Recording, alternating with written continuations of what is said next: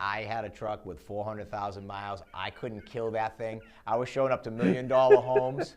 I was crawling out of the driver's side window because the door couldn't open. There was holes in the floorboards. I did a 15,000 square foot house in Nantucket in Tiverton. And my buddy Steve was like, dude, you gotta get a new vehicle. He's like, the customer just wants you to crawl out the window.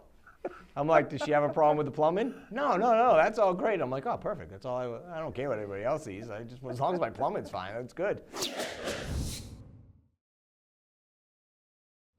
Welcome back to the Just Build Baby Studio. You're listening to BuildX Podcast, your ultimate guide to creating exceptional homes, innovative living spaces, and staying informed on all aspects of residential building technology.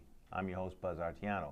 Today we're excited to have Paul Perry in studio with us. Paul is the owner of Perry Plumbing and Heating with 24 years in the business and 32 years of experience in the industry. Paul, welcome to the show. Thank you for having me. So we've known each other a long time now. Yes, we have. How long do you think it is? Going on almost 15 years. Well, my condolences. Yeah, well, hey, I've loved it. I've always loved it. I'm proud to say How did we even meet? The late Jeff Goslin. Oh, my man. Shout out Jeff. Yes, the late. Yeah. Great. You know, it's funny. I was just thinking of him the other day. I was driving by that road over there that he built some houses down there in the back. And actually, he was in charge of, when I was building my house, he was in charge of the framers, building my house that I live in now. Oh, really? Yeah. Oh, yeah, I remember that. Actually, he just started working with you. Yeah. And yeah, he had come off as whatever he was doing, and he was looking for a home for a while. And we got together, and he did a great job. Yeah, I tell you what, that son of a gun, he could hustle a job like nobody I've ever seen. He was fast. He was fast, which I loved, because that's my pace. Yeah. You know, no, when guys go fast, you. that throws a lot of subs off, because they just can't do that. Yeah, no, he was full hammer down all the time. I'm a fast guy. He set everything up, and he was just like me. He didn't use computers. He used notepad, piece of paper, and he called you up, and if you weren't there the day you said you were going to be there, he was calling you. Yeah, I love that. I miss that son of a gun. His kids and my kids are still friends to this day. No way, that's awesome. They all grew up together. They were all in like the same grades. Yeah. So. Yeah, geez, but just the other day he popped in my head. But anyway, so we met each other through the late Jeff Goslin. Shout out to Jeff. Yep. We miss you, buddy. Yes. Yeah. I'll tell you what, though, that guy could run a job like nobody. I don't even know if I could beat him, honestly. He was fast. He had it. I think one time he and I were racing. We were building little colonials, and I think he beat me by 4 days. He was, yeah. That does not surprise me in the least with that guy. He was. I think I was at like 64 days, and I think he was like 60. This is going way back. He wanted to perfect everything. Yeah. He wanted it He had that done, mindset. Yeah, he called people out, and Yeah, he was a good dude. Well, anyway, so tell me about Paul Perry, how you got started being a plumber, your early days before I knew you. Give me the rundown. And I can truthfully say I don't know the story, so I'm embarrassed to say I don't really know the story. So I'm going to find out live right now. Where do you start? Well, sometime after birth. Is when the real fun began. Yeah. Other than that, grew up single-family home. Never knew my father, nothing like that. Never really any male role models. Just always, it was inherited in me to be the alpha. So even, 6, 7 years old, I was my mother and grandmother, and I was left around fixing everything. There you go. I had to fix everything, no matter when it was. Yeah. If I couldn't, you start out on bikes like most kids do, fixing your bikes, tweaking your bikes. And then it got into like, hey, I have to keep this lawnmower running. Or you'd ask a neighborhood guy or something. So never really had the male role model, but always had to help my mother. She was working 3 jobs and all this stuff, and I was a very smart kid, very intelligent kid, straight A's, the kind your friends hated, just because I didn't have to study. I was the one, playing around all the time. I didn't do anything. It was like straight A's, and my friends hated me for it. They were like, dude, you suck. You do everything that we do and you still getting straight A's. I'm like, sorry, man, I don't know what to tell you.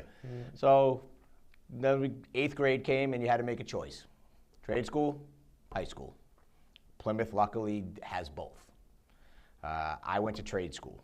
My guidance counselors fought me tooth and nail. They're like, we're not sending you.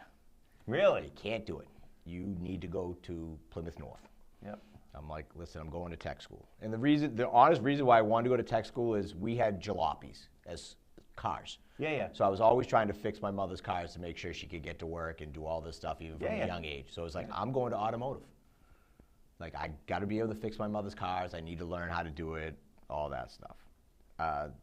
Obviously, they couldn't stop me from going to tech, but they tried everything. They strongly discouraged you. Oh, yeah.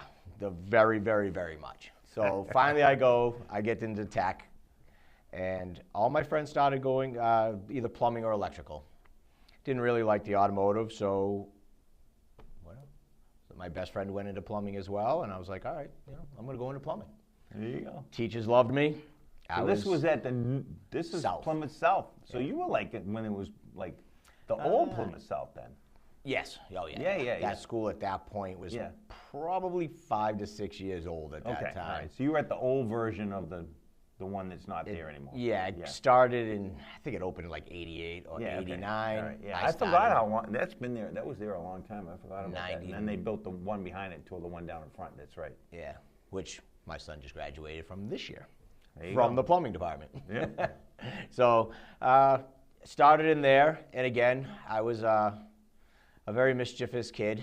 No, you? Yeah. Hard to believe. The plumbing teachers Hard to believe. loved me. They always wanted me to compete in all these national things and stuff like that. They're like, you'll win. Like, just join. And I was like, no, I'm not a joiner. So it kind of drove them nuts as well. And actually went through the plumbing program, went to college. I was going to college. I was there. At where? I got accepted everywhere. I got accepted to BU, BC, like UMass Amherst. I wound up going and settling for UMass Dartmouth. Okay. And I was there for about 3 weeks.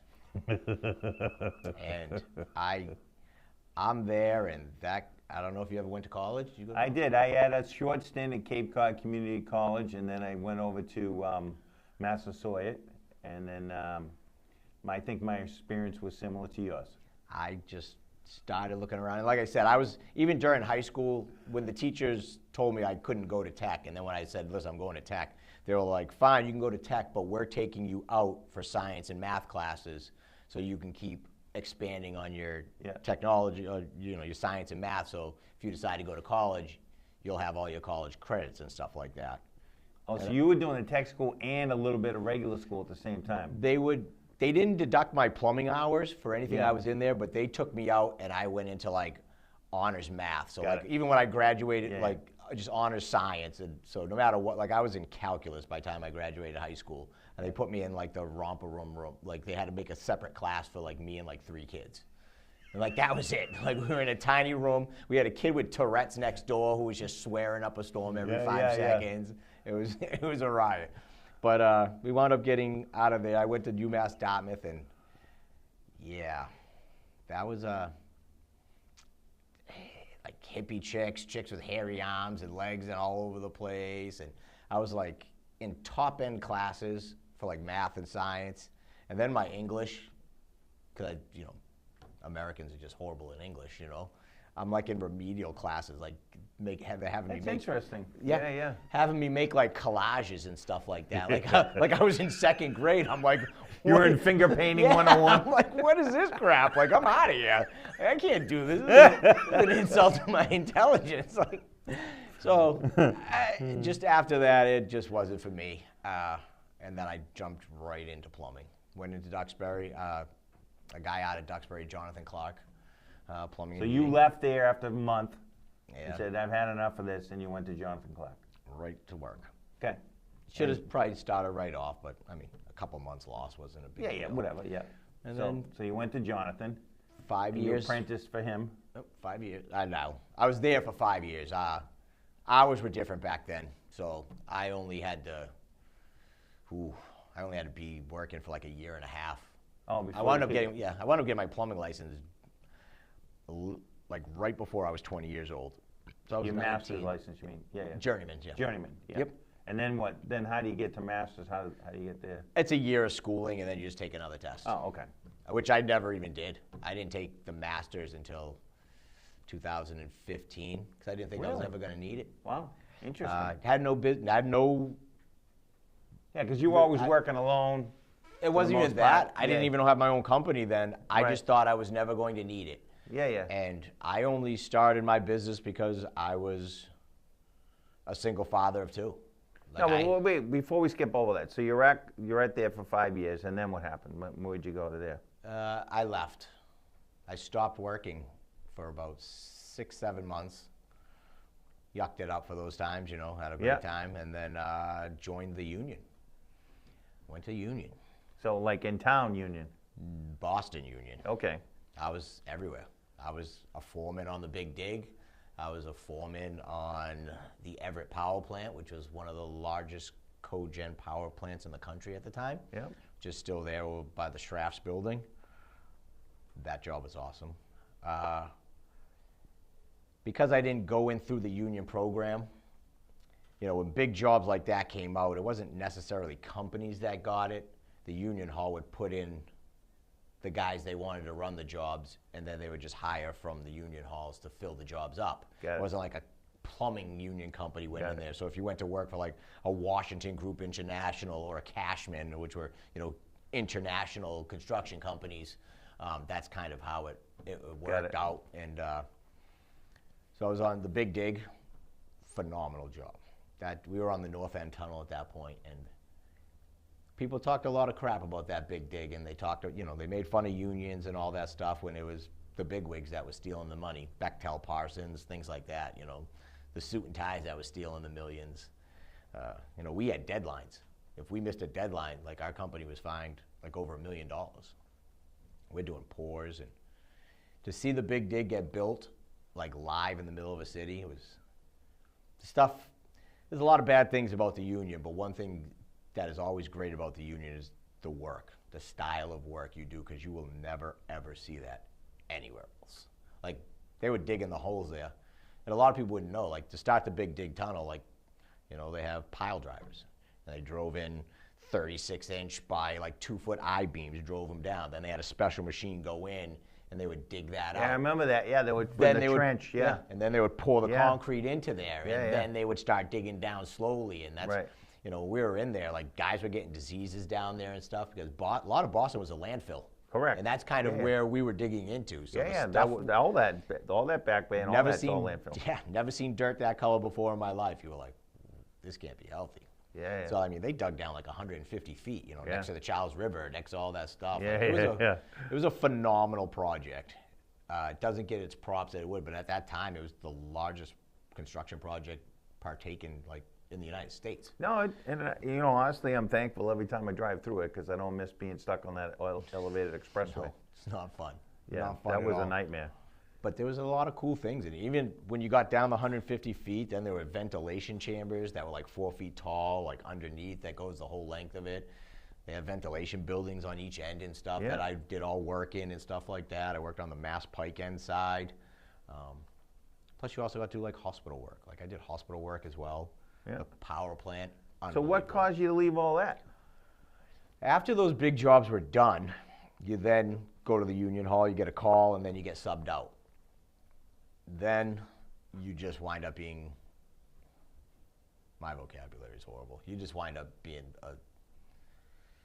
somebody they'll You're come just in. a number. You're just a number. They'll when they need guys, the union, the Yeah, yeah. companies will call you. You'll go there. So the sex appeal was gone out of it. You get the crappy jobs. Like Yeah, they'll yeah. hire you to go work in a 3-foot crawl space for 2 weeks, and then they're giving you a check and you're leaving. And I'm watching guys who are doing work that, you know, couldn't carry my jock if they tried. Like it just morons, but because they knew somebody. Got it. And it was like after that, and at that same time, I was also commuting. I had to get my oldest daughter to kindergarten at that time, and preschool. Mother didn't do anything. I had to be closer to them, and when you work in the city, An 8-hour day is really a 12-hour day. Oh, yeah. You all leave at day. 5. Yeah, yeah. Summertime comes, you might not get home to 5:36. I had to be at 6 o'clock is when daycare gets picked up. Like I had to be able to get there and do these things and all this other stuff. So I started on my own. Started my own thing. And that's when you started Perry Plumbing. Correct. Was it always Perry Plumbing and Heating? Yeah.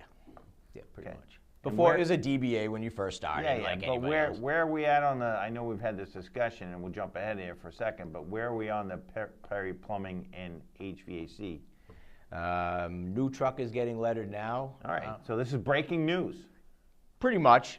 Thursday, that's getting lettered. You know, And what did we decide on for a name? Did you listen to me or you? it's Perry Plumbing and HVAC. It kind of like there, like I didn't see the new logo. You did listen to me. It's not really going to be the logo. Yeah, it looks good though. You listened to me. We switched from the lady who was doing it to Aaron, Yeah. who's been awesome. Aaron. Yeah, I freaking love that commercial. Did you not hear me? And Buz, I don't know. It's a different generation now, dude. Like trying to get people to do what you want and do what you say, it's impossible. And I've been trying to get, like I work with Well, brothers. that's why I connected with Aaron. I knew he would hook you up. I've worked with people with this company for a long time who've done all my other logos and everything else like that. I dropped this thing off with them like 10 weeks ago. They're just finishing it now. Yeah. All right. So pending shortly will now be Perry Plumbing and HVAC. Yep, with my son. And All right. Well, I'm glad you listened to me on the short name because you had like a 42-letter name there, I think, at one point. Yeah. So now we've decided to go on our own. We're Perry Plumbing and Heating, and you're starting to work local. Where were you getting your leads from? Tell me about that early days. And that was what, 2015? No, 2002. Oh, 2002. Okay. 2001, 2002, yeah. Yeah. And then I used to hang out in New Bedford a lot. A lot of my friends were Cape Verdeans, hung out down there. A lot of Portuguese people. And I wound up meeting a couple guys down there that were contractors, Paul Cabral. One of those contractors worked here, did a lot of work, and that would leave for like 7-8 months to go back to Portugal, you know what I mean? Yeah. So I worked out with him. Him and his brother were builders. So he started you feeding you jobs. Yeah. That's how you started. Yep. It's like slow process. Again, Yeah. I never advertised. I've never advertised. Yeah. I did a B&I group, but that was about it. Yeah. And from there, his brother wound up doing a job building a house. Didn't use his brother, hired another company. And those guys, I wound up plumbing the house. Those guys, which was Steve and Donnie Bishop. And those guys wound up feeding me work after that because they liked my work.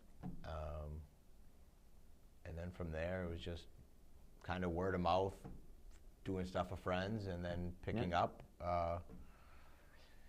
And then Jeff Goslin came call. I was doing a couple jobs for Jeff here and there, and then Jeff started working with you. And then Jeff brought me on, and that was kind of the catapult from there on out. It coincided with me getting a new truck. I drove around in jalopies. Yeah. I mean, think I do remember that when I jalopies. first met you. Your truck was a little rough. I had a truck with 400,000 miles. I couldn't kill that thing. I was showing up to $1 million homes. I showed up to $1 million homes. I was crawling out of the driver's side window because the door couldn't open. There was holes in the floorboards. I did a 15,000 square foot house in Nantucket in Tiverton. And my buddy Steve was like, dude, you gotta get a new vehicle. He's like, the customer just wants you to crawl out the window. I'm like, does she have a problem with the plumbing? No, that's all great. I'm like, oh, perfect. That's all I don't care what everybody else sees. As long as my plumbing's fine, that's good. But yeah, that was the big guy. That's the Paul Perry I know and love. I worked, that was the first big contractor I worked for was Ken Pacheco. Ken Pacheco General Carpentry out of Fall River. Okay. Ken was a cool dude.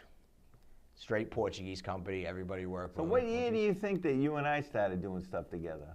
Like 2012, 11? Yeah, so I did Jeff Subs Yeah. I still remember this because I was doing with Jeff, and then I started working with Chris Lyons. And Chris Lyons was using me. Here. At BuildX. At BuildX, yeah. And then Rob started using me. Yeah. And then word trickled down to you, and you must have went to a couple of job sites and saw it, and then you stole me. And I called up Chris one day. I'm like, Chris, why aren't you calling me anymore? He's like, dude, Buz took you. I'm like, yeah, I can do everybody's work. He's like, well, I didn't want to think we might be like overwhelmed you. I'm like, just feed me the work, dude. It'll get done. I don't care. Like, I work all the time. At those times, 7 days a week, it didn't matter. Yeah. And from there, it's take pride in my work. Always have. Yeah, 100%. I can truthfully say that your plumbing is the best that I've ever had or seen. No offense to any plumbers that ever worked for me before, if you're listening. But you're at least number 2 or 3, so I mean, it's but it's an enjoyable trade. Like I said, I've always loved building stuff. Always have. My grandmother was like that. I literally learned from my grandmother. My grandmother would be out there and using power tools and building sheds. I was with her and stuff, and she was a tough old lady. Shout out, Grandma. Yeah. All right, so fast forward, and your son started working with you when, like a year ago or a year and a half ago? He's been with me. Well, I know, but like full time. Yeah, since he graduated. Yeah. I mean, well, last year he started every other day because of tech. Yeah. Which is but now he's full time? Yep, full time. He just started school for his 3rd trimester, or 3rd tier, however they call it nowadays. For plumbing? Yeah. So there's 5 tiers. He's on tier 3. Oh, so it's a whole different process now to get Oh, in. God, yeah. Interesting. When I came out of tech school, I only needed like 40 hours. So I took because your hours counted at school. Yeah. So, wow. But back then you needed 6,000 hours of work, which is 3 years because they constituted 2,000 hours a year, and then 300 hours. I think I got like 2,100 work hours, and then 250 school like classroom hours, and you only needed 300. But they only offered 100-hour courses. So got it. Took the 100-hour course and went and passed the test and everything else like that. And so you said at some time in 2015 you got your master's license? Yeah. Yep. That's and when. What prompted that? My kid, my oldest son. My oldest son was coming to work with me. He was with me for 6, 7 years. Failed experiment. Yeah, you guys are too much alike. Back then, yes. I was still young. I'm very much a super hothead. I still am, but I've calmed down tremendously. And my kid. That could be debated. It probably. Depends on the level. Depends on what age group. If you have somebody younger, they'll probably crap their pants if they hear me going nuts. But somebody older is just like, yeah, all right, whatever. I think probably in your heyday, if we could put you in your heyday and crap, what's his name? The guy that used to work for me, Dana Panarelli. If we could put you together with him and you both your heydays, it would have been quite a scene. Maybe. But when Dana worked here, I got along great with Dana. I know, because you guys were so alike. But probably. I just think if we could have had like the shout off, it would have been unbelievable. Funny thing is, that would have went viral. Dana used to work with my girlfriend's father, with my No fiance's way. father. Yep. They used to build houses together. Paul Holmes, out of Plymouth. That's funny. Yeah. So now who's going to be doing HVAC? Who's doing plumbing? And now when we're rebranding Perry Plumbing, so Perry Plumbing and HVAC, we're rebranding shortly. Yep. And so who's going to be doing what, and what is your new makeup of what you do? Basically everything that I'll include for the HVAC. My son's been doing that now for 8 years now, 8-9 years now, where he runs jobs and he runs This is your crews. younger son? Older. Your old, oh, so the older son came back. Yeah. He's still working for somebody else as of right now, Yep. but he's making the jump. Okay. He's coming over. We know that's the purpose of all this. So eminent. Yeah. 100%. So we'll be doing all phases of HVAC. Correct. And we'll still be doing plumbing. Correct. And so what is your crew going to make up be then? It's going to be you, your older boy, and your younger boy? Yep. Nice. So family business. Correct. Okay, good. And then... And those two get along? You wouldn't think so. Just because I had two... I was two different fathers. 100%. I would agree with that in a heartbeat. My oldest son, not gonna lie, truth is honest, I was a very hard man on that kid. Yes, you were. You and I had this discussion a few times. Very hard man, and you would I think I had some choice words for you in a couple of days. I would think jealousy, Dad didn't treat me like that. Dad would never once got into the picture. Really interesting. Those two get along. They do everything together. That's good. They go fishing. They do all that stuff together. Yeah. They love each other's company and everything else like that. Like I'll sometimes talk to Nolan about the stuff Paul's doing. I'm like, sometimes this kid, dude, and they just look at me like, just calm down, Dad. Like, don't worry, I'll be here soon. He'll be with me. You can do your own thing. Like, just calm down. Like, don't do anything crazy. And I'm like, I'm not. Don't worry. I'm not that guy really anymore. I just walk away now. I learned to walk away. That's the thing. I just learned to walk away, and then I just mumble and grumble to myself like an old man and go away. But it's all good. And no, they get along great. And the idea is for me to slowly step away from the main stuff, handle more service calls and stuff like that. And when Paul still wants to do plumbing, so he'll take over kind of that division. I kind of setting it up a little bit so that, say anything ever does go wrong, because Nolan's a plumber too, so if anything does go wrong, it can be a simple split. Hopefully it never comes to that. Understood. Yeah. Do you know what I mean? Just always thinking down the road for whatever might happen, could go wrong. You never know. Family's family, it all comes down to it. 100%. No, it's good the two boys are working together. No, they always do. We do a lot of stuff together, and vacations and all that stuff. So actually, both my oldest daughter and my youngest daughter were in office Monday with me, and it was a lot of fun. We had a good time together. So it's fun to watch the two of them together, and they're ways apart in age. They're 14 years apart. Yeah, so a little more. So Nolan and Paul are 10 years apart. Okay, 10 years, yeah. So, 18, 19 when I had my first two, to 30 when I had the next one. A lot of changes in that time. Yeah, 100%. So it was, it's been fun. All right, industry trends you were noticing. Ooh. Industry trends. Well, everything is pretty much gone the way, especially being in Massachusetts, the Greenway. It's high efficiency boilers, which was something I love doing. Love doing boiler work. If I could do nothing but boiler work, I would be a happy man. Interesting. Yeah. It's great money. Great money. And everything like I do plumbing at a house. Well, that all gets covered over. You don't see any of that stuff. It's all gone. But a boiler stays wide open. Yeah. You see that all the time. You can go, I've done such huge boilers and stuff work like that. Like, I've had customers, like, call their friends over to have a party to, like, look at their new boiler and stuff. It's like, okay, I appreciate it. You definitely, you do. I will say that, I know a lot of people don't understand that artistry comes into all phases of contracting. Of course it does. But you definitely have an artistic eye for setting jobs up, for sure. And I like the way you plan things out. Common misconceptions in your field. Ooh. Just call any old plumber and they can fix it. Because it's just not true. Misconceptions.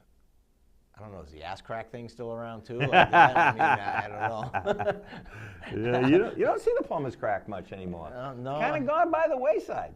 Yeah. I'm not going to say I miss it, because I don't. No. Industry trends, no, we already talked about that. Favorite tool you can't live without? Nowadays, because of simplicity, Pro Press gun. Pro Press gun? Yeah. Oh, right, to put the fittings together. All your you don't miss the soldering? I still have to break it out every now and then, because yeah. I hate when plumbers PEX directly to shower valves, especially if you have to take them apart and stuff and they get old and crusted inside. You crank on those things, you're just going to twist that thing right off. Yeah. So that's why I was never a fan of that CPVC, like the plastic glue I on pipe. Thankfully, you know what? I saw that coming, and I'm like, you know what? I don't want anything to do with this. Horrible. Horrible. Yeah, and I don't think I doubt there are any jobs that I ever did or built or repaired that have that in it. No, it's huge. I had some of that in the early days of the glue together sprinkler pipe, the stuff that wasn't that good. I had one of those, but other than that, I never bought into that glue together plumbing thing. If you read the can, like if I go to your job and I have to like fix a leak on that stuff, it tells you it takes 4 hours to set up. So what do I do after I fix a leak that takes me 30 minutes? I sit my ass on a bucket for 4 hours and charge you for that while I'm waiting for it to glue before I can pressurize it? Right. So I never understood the purpose of it. You know where it's still used a lot? Boston, Brockton, Worcester, all the cities. Because? They don't trust their guys with $3,000 guns. Oh. Here's a cutter and a can of glue and cleaner. Go at it, kid. Got it. You know, if that stuff disappears, it's not worth nothing. Got it. You know, dream project you'd love to work on. A dream project. Dream project you'd love to work on. And it can be non-plumbing related. It could be anything. Build my own log cabin up in Maine. All right. I would love that. Still have that dream. My sister still kind of wants to do that with me as well. She owns an insurance agency out in Buzzards Bay, United Insurance. And we kind of just want to, buy 50, 60 acres and set it up in a family trust. And that way it can never go anywhere. And any of the future generations, they can buy a little parcel, buy into the original fee, build a home on there, and make it a homestead. I like it. Best piece of advice you ever received? If you want something done right, do it yourself. How do you see AI coming into your business?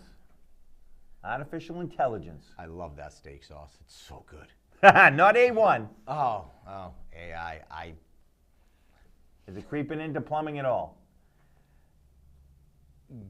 I hear guys talk about it, but it's just because they don't know what they're doing, so they ask AI how to fix the problem. Oh, so they're quizzing it on how to do their job. So I don't know about you, but the last thing I want is a guy working on my boiler that has to ask a computer how to do it. I'd really like you to just know how to do it, or imagine, or just, most things are the same, there are commonalities in the stuff you're working on and stuff, but, other than that, I don't... Okay. See, AI would come into, I guess, what we're doing here, podcast. No, I'm saying in Paul Perry world. I guess that would be a future question in another year All right, to ask. all right. We'll get Paul Jr. in and Nolan in, and we'll ask them. You'd have to ask them, dude. Advice you would give your younger self. I already know the answer to this one. Don't drink as much. I always think be a little calmer. Well, that was going to be my answer. That might have had something to do with it, but advice I'd give myself. Your younger self. If you could go back in time to 20-year-old Paul Perry, you would say to Paul Perry, what? Start earlier in saving. All right, start early in saving. Retirements and stuff like that. That compounding interest stuff is no joke, and the difference from you starting at 25 to from 15 or 16, something like that, is you're talking hundreds of thousands of dollars. Oh yeah, it's a big difference. Like Paul's already set up all this. Paul's already paying for his own whole life insurance policy. Paul's already set up with his IRA account. Nice. He started that up when he was 17, paying for that stuff, and I'm like, sucks getting rid of the money at your age, but. Well, if he doesn't have it, he won't spend it. You thank yourself for it in 30 years. Yep. Favorite food and dessert?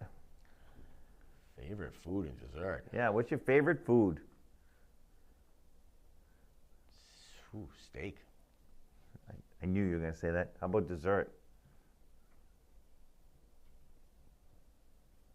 I'm not huge in desserts. I've seen you eat a few cookies over the years. Chocolate chip cookies? Yeah, I'd say that. I was going to go with that one. Yeah. If you could have dinner with anyone alive or dead, who would it be? Alive or dead? Alive or dead. Anyone. Ooh. It could be anyone's, too. It doesn't have to be just one person.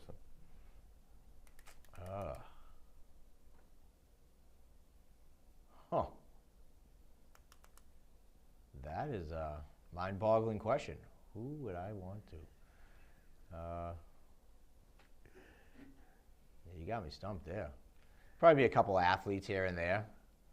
Larry Bird would probably be one guy I would love to talk to. Interesting. He was a ferocious guy. Yeah. He knew how to step on somebody's neck pretty good. Yeah, he did. He was a brutal guy. Influential. I would definitely like to have dinner with Donald Trump right now. Yeah. That might be a little harsh to say on radio, but I think things are going You're entitled great. to your opinions. Absolutely. All right, final question. Sweet. If you had $10 million to donate, to whom or who would you donate it to? My family's not one of the answers, right? Correct. Okay. Who would I donate it to? Wouldn't be animals. I'm a hunter, so.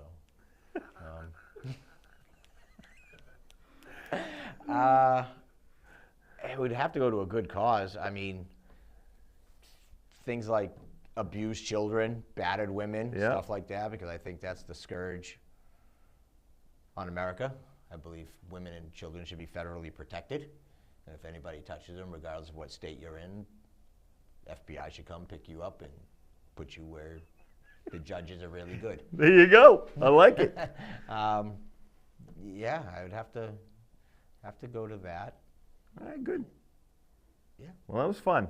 I'll go with that. All right, well, that's a wrap for today's episode of the BuildX Podcast. Thank you to Paul Perry of Paul Perry Plumbing and Heating, soon to be Perry Plumbing and HVAC for joining us. Make sure you stay tuned for that announcement when he goes live with his new logo and his new name. Please subscribe, like, and share if you enjoyed it. See you next week. And remember, Paul, just build, baby. You got that right.